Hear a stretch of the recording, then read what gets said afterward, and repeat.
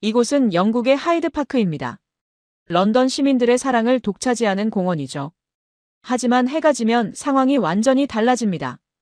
밤 10시가 넘으면 경찰도 단독 순찰을 꺼립니다.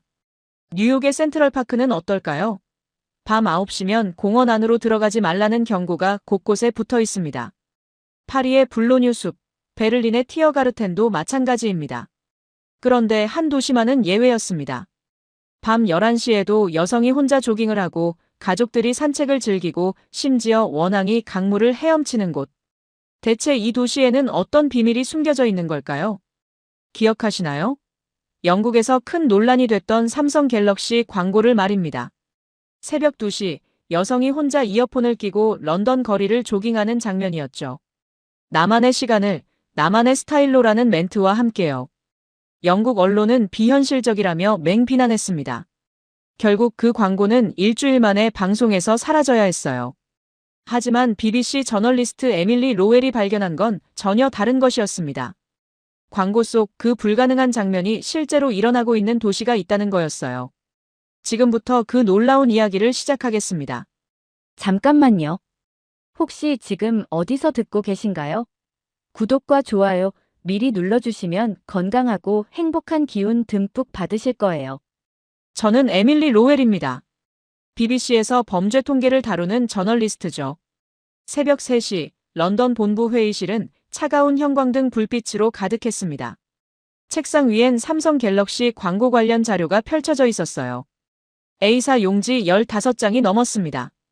시청자 반응 분석부터 언론 보도 내용까지요. 그 광고가 영국에서 어떤 논란을 일으켰는지 아시나요?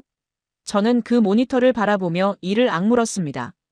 화면 속 여성이 새벽 2시에 이어폰을 끼고 조깅을 하는 장면이었습니다. 런던 다리를 건너고 어두운 골목을 지나고 강변을 따라 달리는 모습이었어요. 나만의 시간을, 나만의 스타일로라는 카피와 함께요.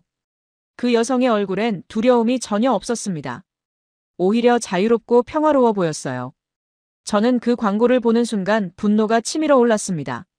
손이 주먹으로 말렸어요. 이건 거짓이에요. 현실을 모르는 사람들이 만든 허상입니다. 제가 이 일을 시작한 이유는 명확합니다. 여동생 소피가 런던 북부에서 밤에 납치당했거든요. 지금도 생생합니다. 그날을 떠올리면 가슴이 조여와요. 그날 새벽 4시에 걸려온 전화.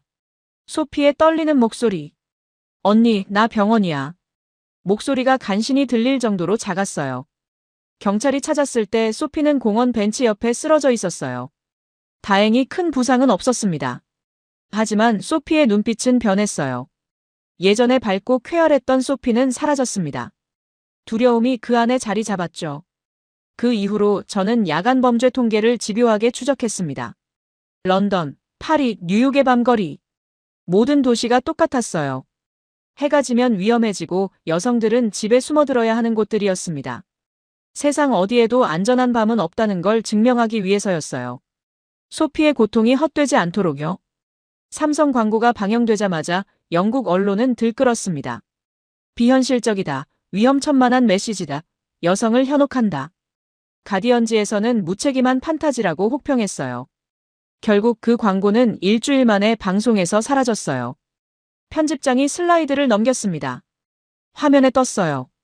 서울, 한강, 자정. 사진 속엔 조깅하는 여성들이 보였습니다. 이어폰을 끼고 혼자 달리는 모습들이요. 그것도 한 명이 아니었어요. 3명, 5명, 어떤 사진엔 10명도 넘는 여성들이 있었습니다. 제 심장이 두근거렸습니다. 분노가 치밀어 올랐죠. 책상을 손바닥으로 탁 쳤어요. 이건 조작이에요. 또 다른 광고용 연출입니다. 목소리가 떨렸어요. 편집장이 안경을 고쳤으며 저를 쳐다봤어요. 하지만 숫자는 달랐어요. 야간 범죄율 0.3%. 런던의 100분의 1 수준이야. 말도 안 돼요. 여성이 밤에 혼자 걷는다고요? 그것도 강변에서요? 제 목소리가 회의실에 울렸습니다. 몇몇 동료가 저를 쳐다봤어요. 제가 너무 흥분한 모습이 이상해 보였나 봅니다. 이 통계 확인된 건가요? 정말로요? 편집장이 고개를 끄덕이며 말했습니다. 세계보건기구 공식 자료야. CNN도 같은 결과를 얻었어. 바로 그때였습니다. 회의실 뒤쪽에서 목소리가 들렸어요. 다이앤 천이었습니다. 유튜브에서 국제 치안 분석 채널을 운영하는 사람이죠. 구독자가 180만 명입니다. MIT에서 통계학 박사를 받았어요. 한국은 모든 게 이미지 메이킹이에요. K-팝처럼 말이죠. 그녀의 말투엔 확신이 가득했습니다. 손에 태블릿을 들고 있었어요. 화면엔 복잡한 그래프들이 보였습니다. 제 분석론 한국 정부가 통계를 조작하고 있어요. 중국식 선전 전략이죠. 저는 고개를 끄덕였어요. 맞는 말 같았거든요. 다이앤이 태블릿 화면을 보여줬습니다. 이 데이터를 보세요. 서울의 CCTV 밀도는 세계 최고 수준이에요. 감시 사회죠. 그게 치안이라고 할 수 있나요?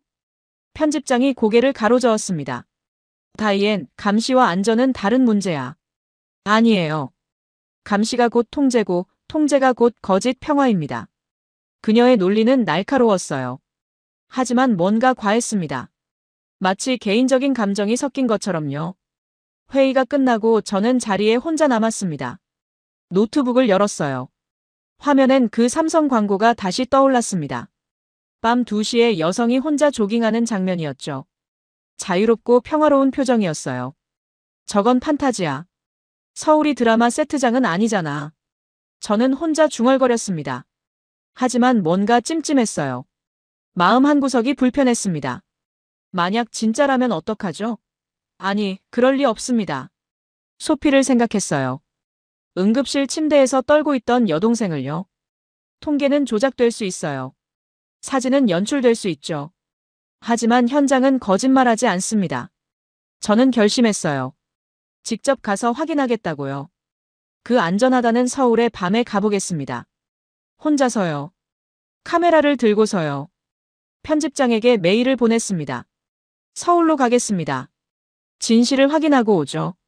손이 떨렸어요. 엔터키를 누르는 순간 심장이 쿵 내려앉았습니다. 답장은 2시간 뒤에 왔어요. 좋아. 프리아 감독과 동행해. 그녀가 촬영 맡을 거야. 프리아는 인도계 영국인 다큐 감독입니다. 감성적이고 직관적인 사람이죠. 저와는 정반대예요. 저는 숫자를 믿지만 프리아는 사람을 믿거든요. 창밖을 내다봤습니다. 런던의 밤은 여전히 어두웠어요. 가로등 불빛이 희미하게 거리를 비췄습니다. 사이렌 소리가 멀리서 들렸습니다.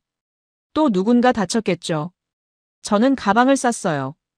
카메라, 노트북, 녹음기. 그리고 소피의 사진을 지갑에 넣었습니다. 언니가 증명할게. 세상 어디에도 안전한 밤은 없다고. 비행기표를 예약했습니다.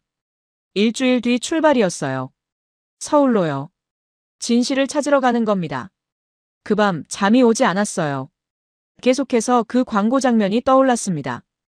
혹시, 정말 혹시 그런 곳이 있다면? 아니야. 저는 고개를 저었어요. 그럴 리 없어.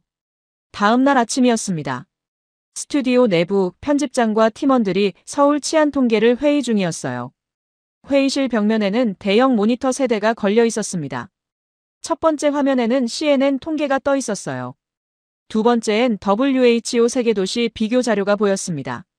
세 번째엔 서울 야간 풍경 사진들이 슬라이드로 넘어가고 있었죠. 모두 서울의 밤은 안전하다고 말하고 있었습니다. 하지만 저는 믿을 수 없었어요. 편집장이 첫 번째 자료를 가리켰습니다. CNN에서 3개월간 조사한 결과야. 야간 여성 범죄율이 0.2%래. 제가 손을 들었어요. 편집장님, 이 자료들이 정말 신뢰할 만한가요? 국제공인 기관들이야. UN, 세계은행, 인터폴까지 같은 결과를 내놨어. 저는 강하게 반박했습니다. 목소리에 확신을 담아서요. 광고용이에요. K 이미지 만들려고 연출한 거죠. 회의실이 조용해졌습니다. CCTV, K-팝, 드라마 모두 마케팅이에요. 편집장이 안경을 벗으며 저를 쳐다봤어요. 에밀리, 너무 단정적이지 않나? 아닙니다. 제가 5년간 범죄 통계를 다뤘거든요. 저는 자리에서 일어났습니다. 모든 도시가 똑같아요. 해가 지면 위험해지죠. 그때였습니다. 회의실 뒤편에서 다이앤 천이 개입했어요. 그녀는 늘 그렇게 갑자기 나타났습니다. 에밀리 말이 맞아요. 다이앤이 자신의 태블릿을 들어 보였어요. 서울의 평화는 통제에서 나왔어요. 감시가 만든 평화죠. 화면에는 복잡한 데이터 분석이 떠 있었습니다. CCTV 밀도, 경찰 배치 현황, 정부 예산 배분까지요. 여기 보세요. 다이앤이 그래프를 확대했습니다. 서울엔 1평방킬로미터당 CCTV가 240대예요. 팀원 중 한 명이 물었어요. 그게 많은 건가요? 런던의 3배, 뉴욕의 5배 수준입니다. 다이앤의 목소리가 날카로워졌어요. 이건 치안이 아니라 감시죠. 저는 고개를 끄덕였어요. 다이앤의 분석이 논리적이었거든요. 맞아요. 자유 없는 안전이 진짜 안전일 수 있나요? 편집장이 팔짱을 끼며 말했습니다. 그럼 너희 둘은 이 모든 자료가 거짓이라는 거야? 거짓까진 아니어도 과장된 거죠. 저는 확신에 찬 목소리로 대답했어요. 현실과는 다른 연출된 모습일 거예요. 다이앤이 다른 슬라이드를 넘겼습니다. 한국 정부의 해외 홍보 예산 자료였어요. 작년에 한국이 국가 이미지 홍보에 쓴 돈이 얼마인지 아세요? 그녀가 숫자를 가리켰습니다. 2조 원이 넘어요. K-팝, 드라마, 그리고 치안 홍보까지. 회의실 분위기가 무거워졌어요. 팀원들이 서로를 쳐다봤습니다. 그렇다면 우리가 할 일은 명확하죠. 저는 편집장을 똑바로 쳐다봤어요. 내가 직접 가보죠. 서울로. 편집장이 의자에서 몸을 앞으로 기울였습니다. 직접 가서 뭘 하겠다는 거야? 밤에 그 거리를 걸어보겠어요. 혼자서요. 제 목소리에 결의가 담겼습니다. 카메라를 들고 진짜 모습을 기록하겠어요. 위험하지 않나? 다른 팀원이 걱정스럽게 물었어요. 그게 바로 증명하려는 거예요. 저는 미소를 지었습니다. 세상에 안전한 밤은 없다는 걸요. 다이앤이 손뼉을 쳤어요. 좋은 생각이에요. 저도 원격으로 도울게요. 편집장이 잠시 생각에 잠겼습니다. 손가락으로 책상을 두드리는 소리만 들렸어요. 회의실이 조용했습니다. 30초 정도 지났을까요? 편집장이 고개를 끄덕였습니다. 좋아. 가서 확인해. 그가 저를 쳐다봤어요. 다큐멘터리로 찍어와. 제대로 된 걸로. 저는 가슴이 뛰는 걸 느꼈습니다. 드디어 진실을 밝힐 기회가 온 거예요. 프리아도 함께 보낼 거야. 편집장이 덧붙였습니다. 혼자 가긴 너무 위험해. 프리아 싱. 인도계 영국인 다큐 감독이죠. 저와는 여러 번 작업했던 파트너였어요. 하지만 저희는 성격이 정반대였습니다. 저는 데이터를 믿지만 프리아는 감정을 믿거든요. 저는 의심하지만 프리아는 믿으려 하죠. 언제 출발할 거야? 편집장이 물었어요. 다음 주면 어떨까요? 저는 벌써 계획을 세우고 있었습니다. 준비할 시간이 필요해요. 다이앤이 끼어들었어요. 제 구독자들도 관심 가질 거예요. 실시간으로 업데이트해 주세요. 저는 고개를 끄덕였습니다. 물론이죠. 진실은 숨겨질 수 없으니까요. 회의가 끝났습니다. 하나씩 자리에서 일어났어요. 저는 마지막까지 남아서 자료들을 다시 봤습니다. 서울의 야간 사진들이 여전히 화면에 떠 있었어요. 조깅하는 여성들, 산책하는 가족들, 벤치에 앉은 연인들. 모두 평화로워 보였습니다. 하지만 저는 알고 있었어요. 사진은 순간을 포착할 뿐이라는 걸요. 진실은 시간이 흘러야 드러나죠. 그날 저녁 집에 돌아가서 소피에게 전화했어요. 소피야, 언니가 곧 출장 가. 어디로요? 소피의 목소리는 여전히 조심스러웠어요. 서울이야. 취재 때문에. 전화 너머로 소피가 숨쉬는 소리가 들렸습니다. 밤에 나다니지 마세요, 언니. 제 가슴이 찡했어요. 걱정 마. 조심할게. 약속해요? 약속해. 전화를 끊고 창밖을 봤습니다. 런던의 밤이 어둠 속에 잠기고 있었어요. 저 멀리서 경찰차 사이렌이 울렸습니다. 일주일 뒤면 서울에 있겠죠. 그 안전하다는 도시예요. 과연 정말 안전할까요? 저는 이미 답을 알고 있다고 생각했어요. 하지만 틀렸습니다. 제가 발견하게 될 건 제 예상과 전혀 달랐거든요. 비행기 아니었습니다. 14시간 동안 잠을 이루지 못했어요. 옆자리 프리아는 편하게 자고 있었죠. 저는 노트북을 열었습니다. 다이앤 천의 유튜브를 다시 봤어요. 서울의 야간 치안은 국가 주도의 이미지 세탁입니다. 댓글이 5만 개가 넘었습니다. 대부분 동조하는 내용이었어요. 역시 마케팅이었구나. 속은 기분이야. 저는 화면을 껐습니다. 창밖을 봤어요. 구름 위로 해가 떠오르고 있었습니다. 인천공항에 도착했을 때 저는 놀랐습니다. 입국 심사대 앞에 선 순간이었어요. 줄이 길지 않았습니다. 심사관이 영어로 물었어요. 방문 목적이 무엇인가요? 유창했어요. 발음도 정확했죠. 저는 당황했습니다. 보통 공항 직원들은 영어가 서툴거든요. 적어도 제가 아는 대부분의 나라에서는요. 취재 때문에 왔습니다. 심사관이 미소 지었어요. 좋은 취재 되시길 바랍니다. 환영합니다.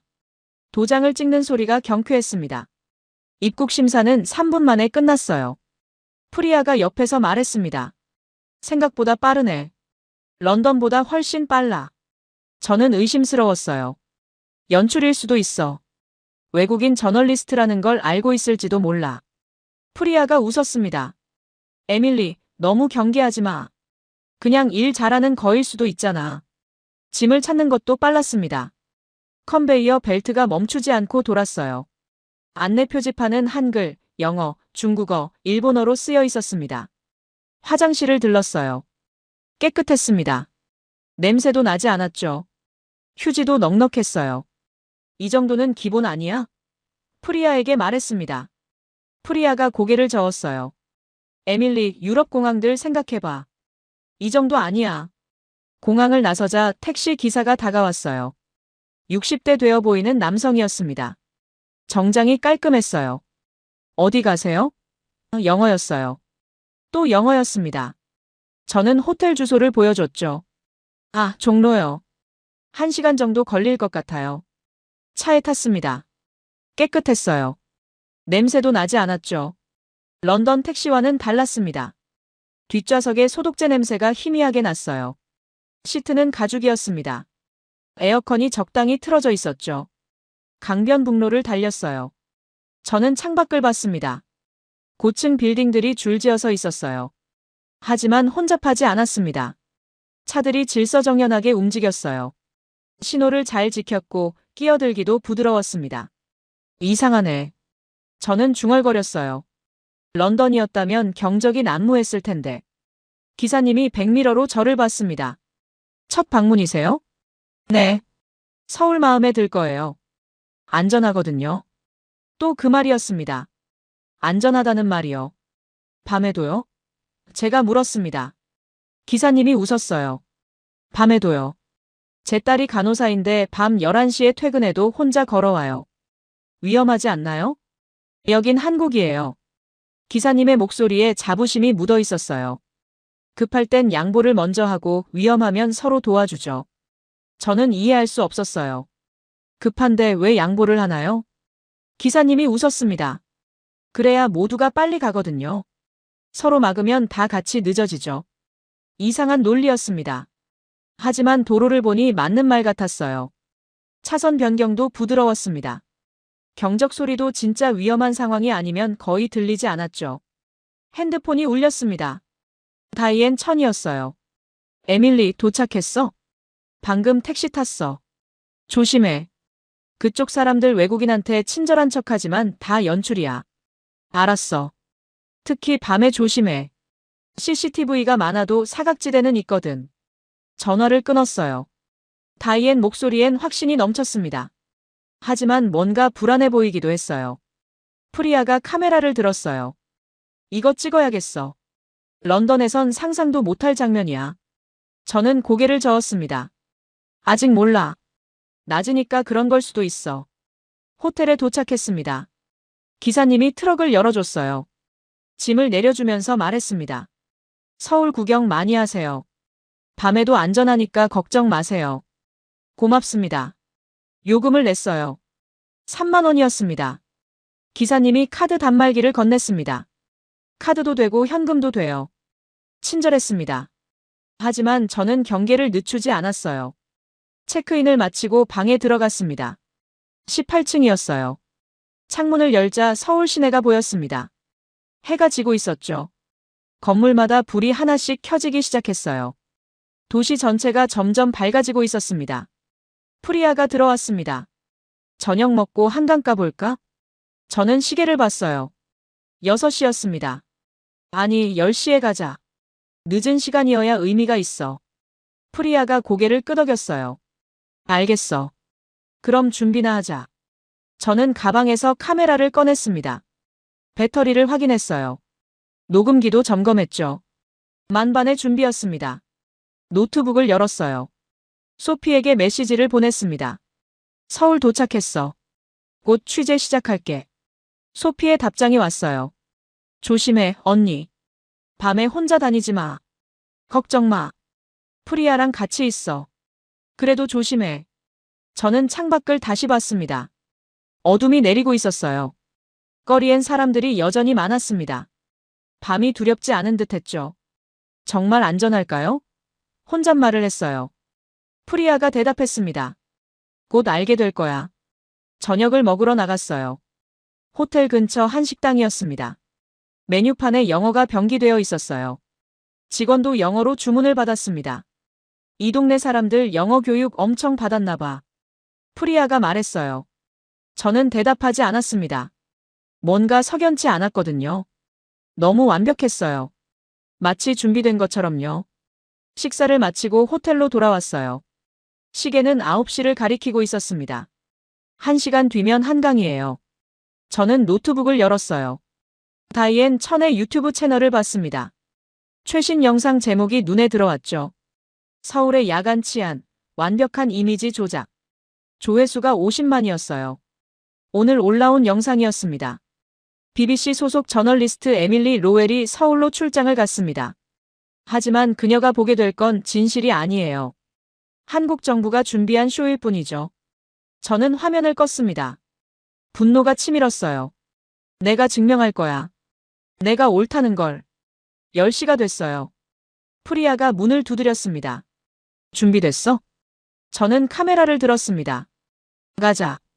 진실을 확인하러. 지하철 입구에 섰습니다. 뚝섬공원역이었어요. 계단을 내려가는데 안내 요원이 보였습니다. 제복을 입은 여성이었죠. 60대 정도 되어 보였어요. 서울숲 어느 쪽으로 가나요? 영어로 물었어요. 그녀가 웃으며 대답했습니다. 이번 출구로 나가세요. 바로 보일 거예요. 손짓까지 해줬어요. 친절했습니다. 하지만 저는 경계를 늦추지 않았죠. 출구를 나서자 음악 소리가 들렸어요. 라틴풍의 멜로디였습니다. 서울숲 입구였어요. 프리아가 카메라를 켰습니다. 저도 녹음기를 작동시켰어요. 밤 10시 서울숲입니다. 지금부터 이곳의 실제 모습을 기록하겠습니다. 공원으로 들어갔어요. 생각보다 사람들이 많았습니다. 주말 밤이었는데도 말이죠. 작은 무대가 보였어요. 버스킹 공연이 이어지고 있었습니다. 외국인으로 보이는 젊은 남성이 기타를 치고 있었어요. 라틴어로 노래를 부르고 있었습니다. 목소리가 아름다웠어요. 관중들이 조용히 듣고 있었죠. 그때였습니다. 날카로운 소리가 났어요. 기타 줄이 끊어진 거였습니다. 연주가 멈췄어요. 젊은 남성이 당황하는 표정을 지었습니다. 손에서 기타를 내려놨어요. 미안해요. 기타 줄이 끊어졌네요. 그가 영어로 관객들에게 말했습니다. 관객들이 아쉬워하는 표정을 지었어요. 어떤 사람은 고개를 저었고 어떤 사람은 한숨을 쉬었습니다.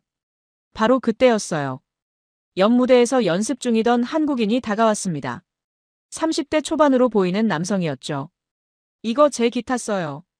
그가 자신의 어쿠스틱 기타를 건넸어요. 저는 오늘 쉬는 날이니까요. 외국인 청년이 놀란 표정을 지었습니다.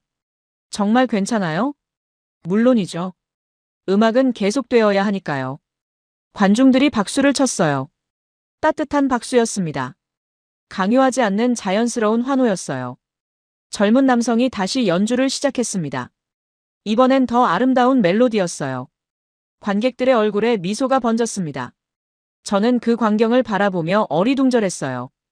카메라를 들고 있었지만 무엇을 찍어야 할지 몰랐습니다. 공연이 끝나고 저는 그 외국인 청년에게 다가갔어요. 마르코라고 자기소개를 하더군요. 스페인에서 온 교환 학생이었어요.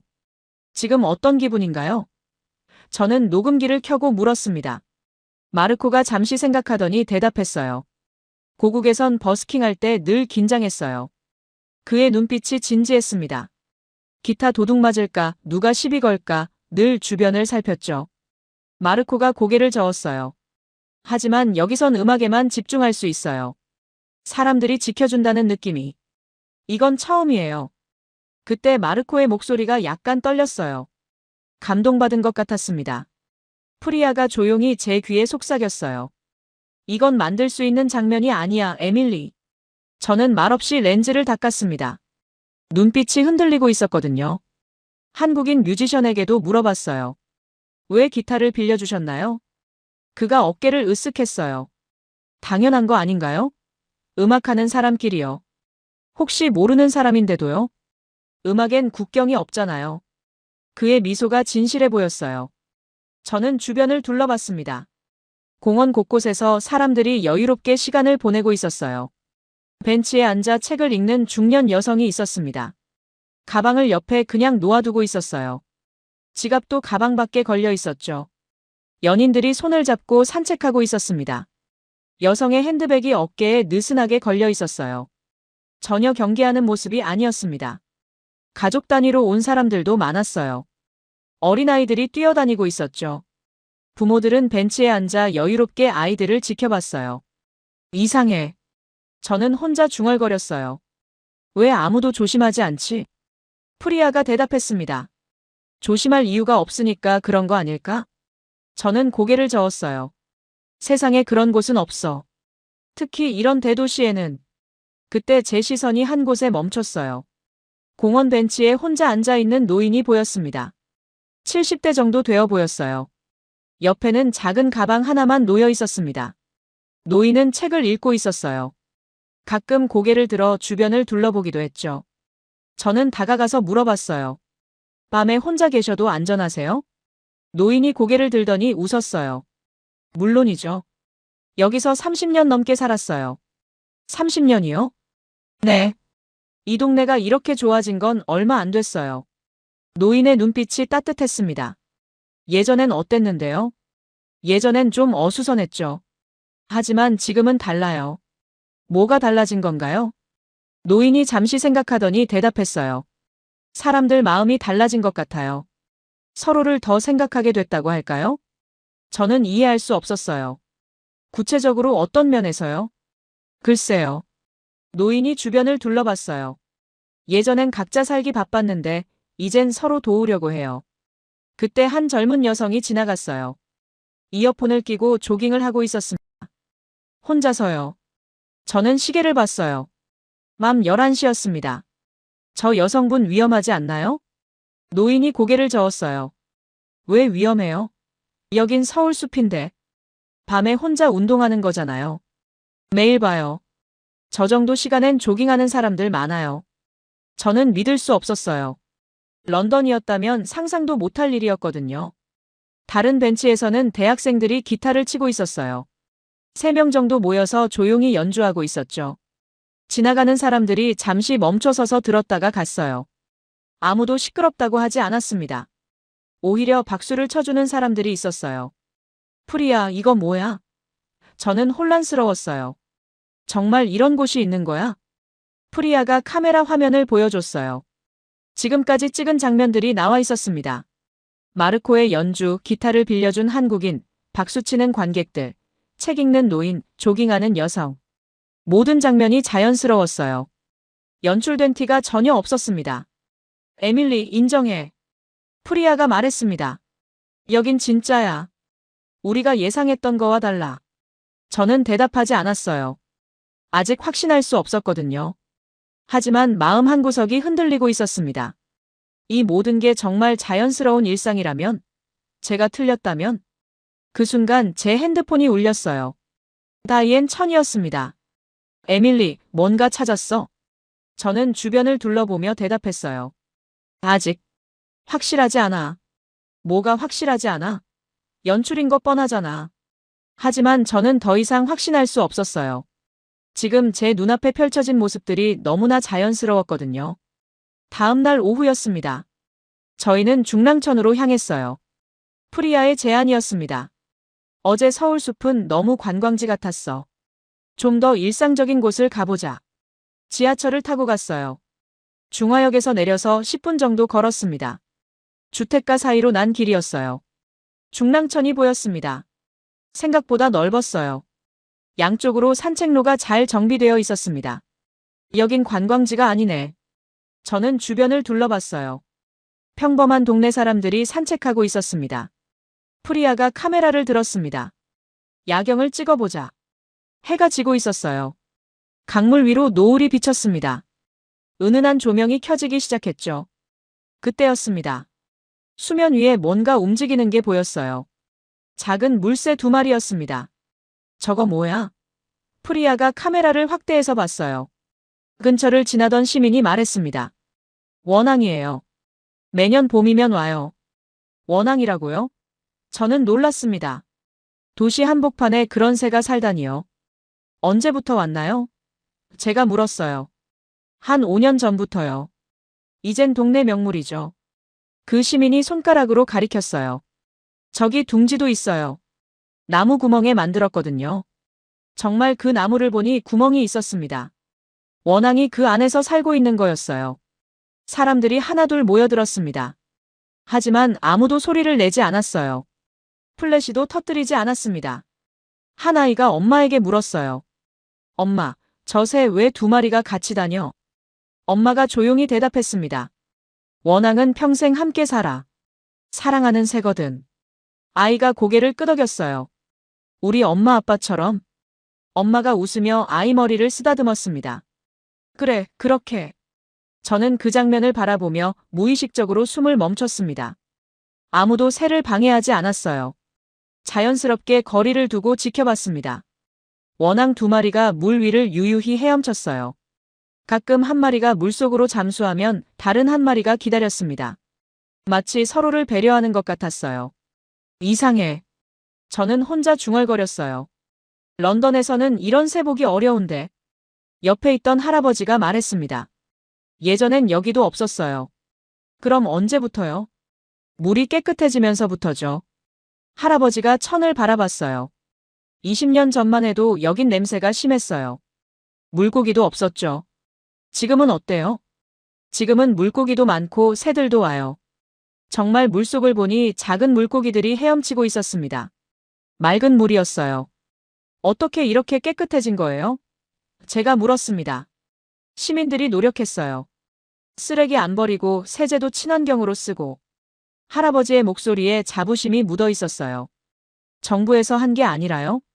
정부도 했지만 시민들 역할이 컸어요. 그때 원앙 한 마리가 물고기를 잡아 올렸습니다. 다른 한 마리와 나눠 먹었어요. 사람들이 조용히 박수를 쳤습니다. 한 여성이 아이에게 말했어요. 봐라, 서로 나눠 먹네. 아이가 눈을 반짝이며 봤습니다. 와, 신기해. 저는 카메라에 말했습니다. 이건 연출할 수 없는 장면입니다. 프리아가 제 어깨를 두드렸습니다. 에밀리, 저거 봐. 손가락이 가리키는 곳을 봤어요. CCTV가 보였습니다. 하지만 눈에 띄지 않게 설치되어 있었죠. 감시 카메라네. 저는 다이앤 천의 말이 떠올랐어요. 역시 감시 사회구나. 하지만 사람들은 전혀 신경 쓰지 않는 것 같았어요. 자연스럽게 행동하고 있었습니다. 경찰관도 보였습니다. 순찰을 도는 듯 했어요. 하지만 위압적이지 않았습니다. 오히려 시민들과 인사를 나누고 있었죠. 한 아주머니가 다가가서 말했습니다. 경관님, 수고하세요. 경찰관이 웃으며 대답했어요. 덕분에 평화롭게 근무하고 있어요. 저는 이해할 수 없었어요. 경찰과 시민이 이렇게 친근할 수가 있나요? 30분 정도 더 지켜봤습니다. 원앙은 여전히 물 위에서 헤엄치고 있었어요. 사람들은 조용히 와서 보다가 갔습니다. 아무도 소란을 피우지 않았어요. 자연을 존중하는 분위기였습니다. 프리아, 이거 뭐야? 저는 혼란스러웠어요. 뭐가? 이 모든 게 너무 자연스러워. 프리아가 웃었습니다. 그게 문제야? 아니, 그게 아니라. 저는 말을 잇지 못했어요. 제가 예상했던 모습과 너무 달랐거든요. 왜 아무도 두려워하지 않지? 혼잣말처럼 중얼거렸습니다. 할아버지가 들었나 봐요. 뭘 두려워해요? 밤에 이렇게 나와 있는 걸요. 할아버지가 고개를 갸우뚱했어요. 왜 두려워해요? 위험한 게 뭐가 있나? 저는 대답할 수 없었어요. 정말 위험한 게 보이지 않았거든요. 셋째 날 오후였습니다. 인사동을 걸어보기로 했어요. 전통과 현대가 섞인 거리라고 들었거든요. 골목길이 아기자기했습니다. 한옥 스타일 건물들이 줄지어 있었어요. 관광객들과 현지인들이 섞여서 걸었습니다. 작은 안경점이 눈에 들어왔어요. 이은정 안경원이라는 간판이 걸려 있었습니다. 오래된 가게 같았어요. 저는 들어가 봤습니다. 취재차 현지인들과 대화해보고 싶었거든요. 70대 정도 되어 보이는 할머니가 계셨어요. 안경을 닦고 있었습니다. 저를 보더니 고개를 살짝 숙였어요. 안녕하세요. 저는 영어로 인사했습니다. 할머니가 멈칫했어요. 그러더니 말없이 다시 안경을 닦기 시작했습니다. 혹시 영어 되세요? 다시 물어봤어요. 할머니가 당황한 표정을 지었어요. 고개를 저었습니다. 아니요. 목소리가 작았어요. 미안해하는 듯한 표정이었습니다. 저는 잠시 멈칫했어요. 무시당하는 기분이었습니다. 외국인이라 상대하기 귀찮은 건가? 그냥 나오려다가 한 번 더 시도해봤어요. 손짓으로 안경을 가리켰습니다. 안경. 보고 싶어요. 할머니가 더욱 당황했어요. 얼굴이 빨갛게 달아올랐습니다. 손을 흔들며 뭔가 말하려 했지만 영어가 나오지 않았어요. 저는 짜증이 났어요. 한국인이 영어를 못하는 게 당연한 거였지만 그 순간엔 그냥 짜증이 나더군요. 괜찮아요. 저는 그냥 나왔습니다. 기분이 별로였어요. 프리아가 기다리고 있었어요. 어땠어? 영어 안 통해. 저는 시큰둥하게 대답했어요. 그럴 수도 있지. 지난 며칠간의 좋은 인상이 한순간에 무너진 기분이었죠. 역시 표면적인 것일 뿐인가 하는 생각도 들었습니다. 호텔로 돌아가는 길이었어요. 속상했습니다. 다음 날 아침이었습니다. 프리아는 다른 장소를 촬영하러 갔어요. 저는 혼자 산책을 나갔습니다. 인사동 쪽으로 발걸음이 향했어요. 어제 그 안경점이 생각났거든요. 다시 그 골목에 도착했을 때였습니다. 누군가 저를 부르는 소리가 들렸어요. 돌아보니 어제 그 할머니였습니다.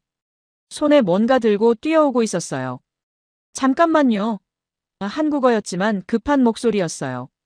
할머니가 제 앞에 멈춰 섰습니다. 숨이 차서 헉헉거렸어요. 손에는 보온병과 공책이 들려 있었습니다. 그리고 스마트폰을 꺼냈어요. 번역 앱이 실행되어 있었습니다. 천천히 타이핑을 시작했어요. 화면에 글자가 나타났습니다. 어제 도와드리지 못해서 정말 죄송했습니다. 저는 멍하게 화면을 바라봤어요. 할머니가 계속 타이핑했습니다. 밤새 영어 공부했어요.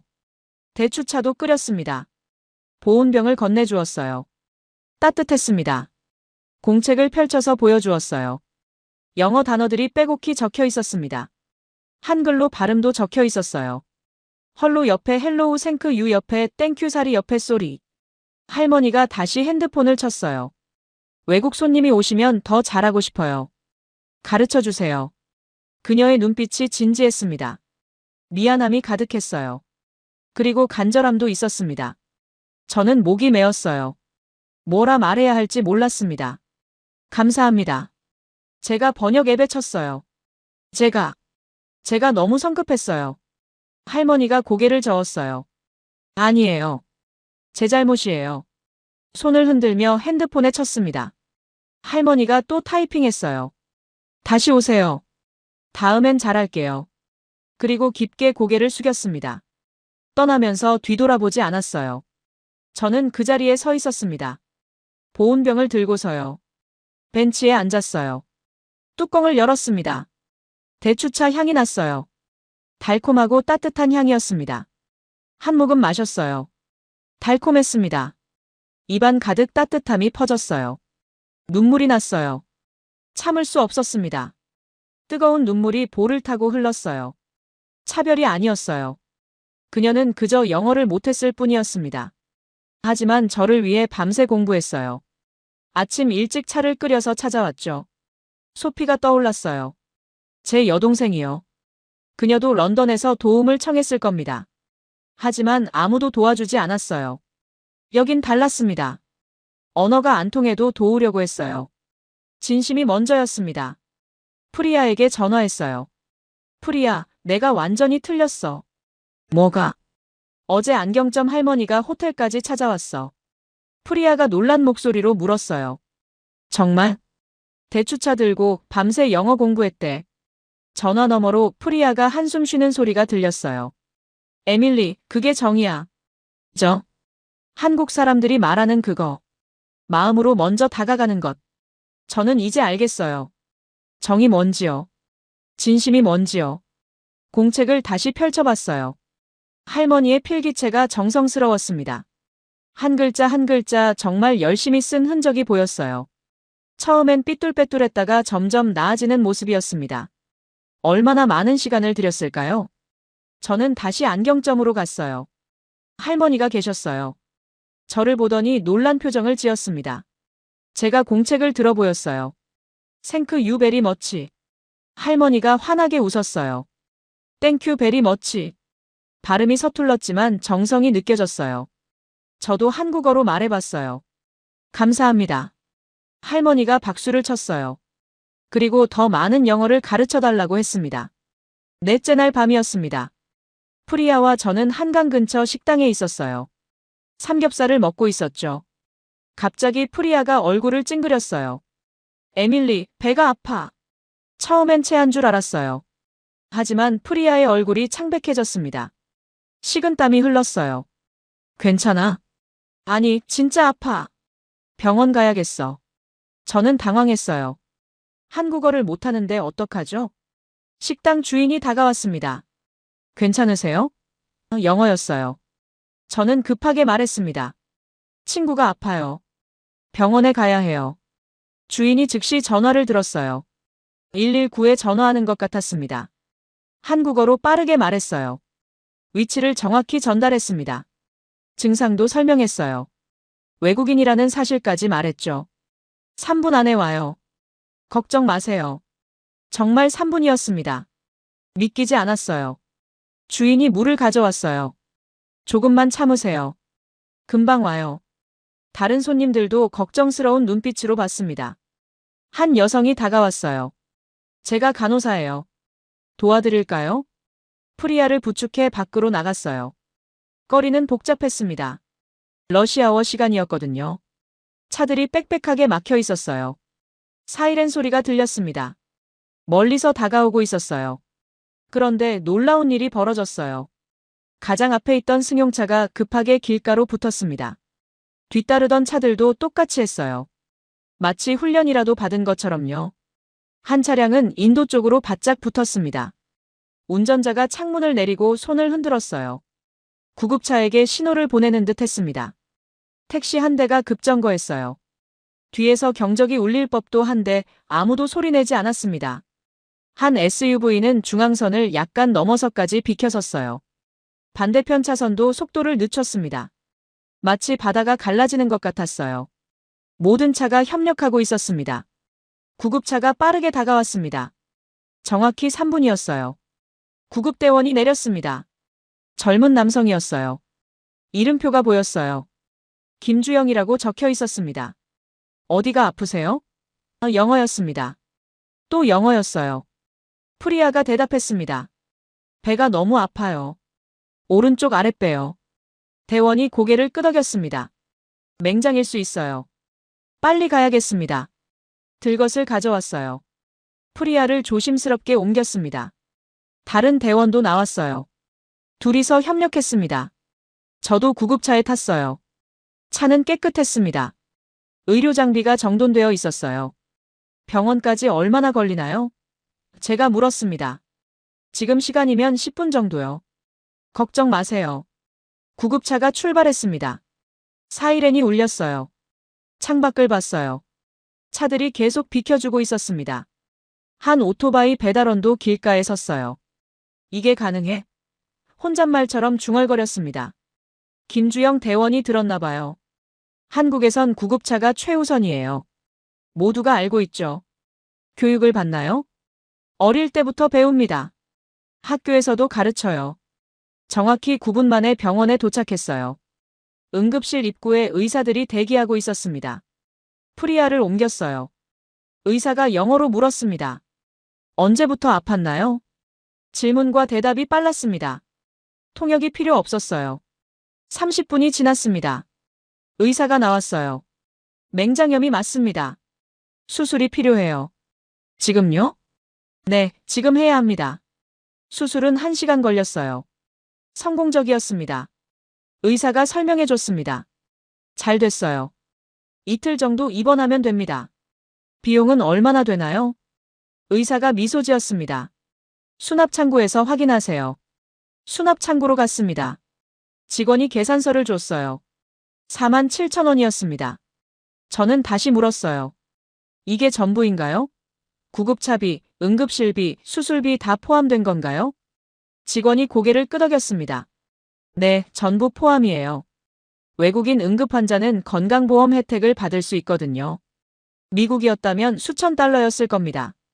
프리아를 보러 갔어요. 마취에서 깨어나고 있었습니다. 여기 사람들 천사야. 프리아가 말했어요. 저는 웃었습니다. 그리고 대답했어요. 그런가 봐. 정말 그런가 봐. 그때 한 경찰관이 들어왔어요. 50대 초반 남성이었습니다. 단정한 제복을 입고 있었어요. 안녕하세요. 한기훈입니다. 명함을 건넸어요. 강북경찰서 경정입니다. 어떻게 저희를 아시죠? 외국인 응급 상황이라는 보고를 받았습니다. 그가 의자에 앉았어요. 저도 앉았습니다. 서울 치안이 어떤가요? 제가 물었습니다. 어떻게 느끼세요? 솔직히 놀랐어요. 한기훈 경정이 고개를 끄덕였어요. CCTV 때문인가요? 그것보다는 사람들이요. 맞습니다. 그의 목소리가 따뜻했어요. 서울의 치안은 시스템이 아니라 정입니다. 정이요? 사람들이 사람을 지켜주는 도시죠. 그가 창밖을 바라봤어요. 제 딸이 한강생태복원에 참여했어요. 3년 전 사고로 세상을 떠났죠. 죄송합니다. 딸이 꿈꿨거든요. 사람과 자연이 함께하는 도시를요. 그의 목소리가 조금 떨렸습니다. 그래서 전 이 도시를 지킵니다. 딸의 꿈을 지키는 거죠. 저는 할 말을 잃었어요. 런던으로 돌아왔습니다. 일주일간의 서울 취재가 끝났어요. 공항에 내리자마자 느꼈습니다. 공기가 달랐어요. 편집실로 갔습니다. 프리아와 함께 영상을 정리했어요. 나흘이 걸렸습니다. 다이앤 천에게서 전화가 왔어요. 에밀리, 영상은 어떻게 돼가? 거의 다 됐어. 기대된다. 한국의 민낯을 보여줄 거지. 저는 잠시 말을 멈췄습니다. 다이앤, 내가 틀렸어. 뭐? 한국은 조작이 아니야. 진짜야. 다이앤의 목소리가 차가워졌습니다. 에밀리, 너 매수당한 거야? 아니, 진실을 봤어. 그건 내가 본 게 아니야. 그들이 보여준 거지. 직접 와서 봐. 그럼 알 거야. 다이앤이 전화를 끊었어요. 다큐멘터리 제목을 정했어요. 정이 흐르는 강변이었습니다. 편집장이 시사회를 열었습니다. 회사 임원들이 모였어요. 다이앤 천도 있었습니다. 영상이 시작됐어요. 서울숲의 마르코 이야기가 나왔습니다. 중랑천의 원앙 장면이 이어졌죠. 안경점 할머니 부분에서 몇몇이 눈시울을 붉혔습니다. 공책에 적힌 영어 단어들이 화면에 클로즈업 됐어요. 응급 상황 부분에서 임원들이 숨을 죽였어요. 차들이 길을 비켜주는 장면에서 누군가 감탄했습니다. 45분짜리 다큐였어요. 마지막 장면은 한기훈 경정의 인터뷰였습니다. 이 도시는 시스템이 아니라 사람이 만들었습니다. 정이 만들었죠. 영상이 끝났어요. 박수가 터졌습니다. 오래 이어졌어요. 편집장이 말했습니다. 이번 주 토요일 황금 시간대에 방영하자. 다이앤 천이 일어섰어요. 이건 선전물이에요. 객관성이 없어요. 편집장이 그녀를 쳐다봤습니다. 객관성은 숫자만이 아니야. 현장의 진실도 객관성이지. 이건 날조예요. 연출된 거라고요. 제가 일어섰어요. 날조라는 증거 있나요? 전부 현장에서 찍은 겁니다. 다이앤이 말문이 막혔어요. 그녀는 회의실을 나갔습니다. 토요일이 됐어요. 다큐가 방영됐습니다. 시청률은 5.2%였어요. 반응이 폭발했어요. 시청자들이 전화를 걸어왔습니다. 정말 그런 도시가 있나요? 저도 가보고 싶어요. 해시태그가 트렌드에 올랐어요. 해시태그 정의도시 서울이 전 세계 1위였습니다. 한 달이 지났습니다. 다른 나라 언론들이 관심을 가졌어요. BBC, 알자지라, NHK가 취재 요청을 했습니다. 저는 강연 요청을 받았습니다. 옥스퍼드 대학이었어요. 강연장은 가득 찼습니다. 제 강연이 시작됐습니다. 저는 진실을 폭로하러 서울에 갔습니다. 하지만 제가 틀렸다는 걸 깨달았죠. 청중이 집중했습니다. 슬라이드를 넘겼어요. 삼성 광고 장면이 나왔습니다. 그 아래 서울 한강에서 조깅하는 여성의 영상이 나왔어요. 광고라고 믿었던 장면이 서울에선 현실이었습니다. 마지막 슬라이드였습니다. 이은정 할머니 사진이었어요. 영어 공책도 함께 나왔습니다. 이분은 밤새 영어를 공부했습니다. 외국인 손님 한 명을 위해서요. 청중이 조용했습니다. 정이 흐르는 도시는 존재합니다. 시스템이 아니라 사람이 만든 도시요. 그곳은 서울입니다. 박수가 터졌어요. 오래 이어졌습니다. 강연이 끝나고 소피에게 전화를 걸었습니다. 언니. 응. 나야. 언니, 나 영상 봤어. 울었어. 정말? 언니, 나도 가보고 싶어. 서울. 그래, 같이 가자. 다음엔. 언니, 고마워. 세상이 다 나쁜 건 아니라는 걸 보여줘서. 저는 눈물이 날 것 같았습니다. 밤하늘을 올려다봤습니다. 별이 보였어요. 하지만 서울의 밤이 그리웠어요. 한강의 물소리가 그리웠습니다. 이은정 할머니가 보고 싶었어요. 세상은 넓습니다. 어두운 곳도 있지만 밝은 곳도 있어요. 정이 흐르는 곳도 있습니다. 저는 이제 압니다. 숫자만이 진실이 아니라는 걸요. 사람의 마음이 진짜 진실이라는 걸요. 서울이 가르쳐줬습니다. 정이 뭔지요. 진심이 뭔지요.